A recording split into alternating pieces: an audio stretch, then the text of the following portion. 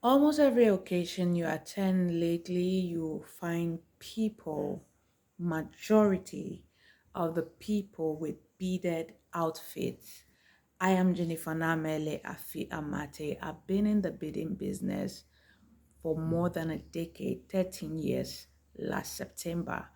And I've taken it upon myself to educate where due on some of the things that I do. Now, one of the trendy aspects of beading lately is the beading on fabric. And I just thought of this. I wanted to communicate it. Whether you're a bride or somebody about to attend a function and you have plans to bead your cloth, one of the things you should consider, especially if you're not taking your fabric to a designer who already has in-house beaders who will charge you for everything, give you time, and even that, I think this information is needful. One of the things you should consider is your timing, okay? Depending on the design that you're going for, that's the beading design you're going for, is going to require an amount of time for it to be done. In my case, I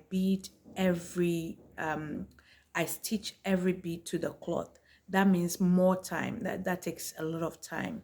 So if you're doing something very elaborate and intricate, we are going to require a lot of time to accomplish it. What I realize happens is that sometimes the bride or the person, the client, feeling that the beading process is not that tedious or doesn't take time, will wait till the last minute to bring their fabric for beading. Sometimes it's not even the fault of the client, but the fault of the designer. Sorry, I have neighbors around in case you're hearing any noise. So I have a situation where the client took the cloth to the designer months ahead, and she's yet to, finish, and the program is at the end of the month, and today is the 21st. So you can imagine. So whether you are the client or the designer, understand that these things take time. So whenever you are planning an event where you intend to bead your clothes, include the time needed for the fabric beading into your schedule. Like, you can consult with the person who is going to do the beading, especially if it is not the person that is sewing that is doing the beading as well, so that they can give you a time estimate so you know when you can take it and when you can get it. Also, to avoid disappointments. I've had situations where someone brought a cloth to me after another person promised to do it for them, but realized that the time was short. One thing I feel people or client don't consider is the fact that the person is in that business, so they have other people booking appointment with them and bringing their work to them.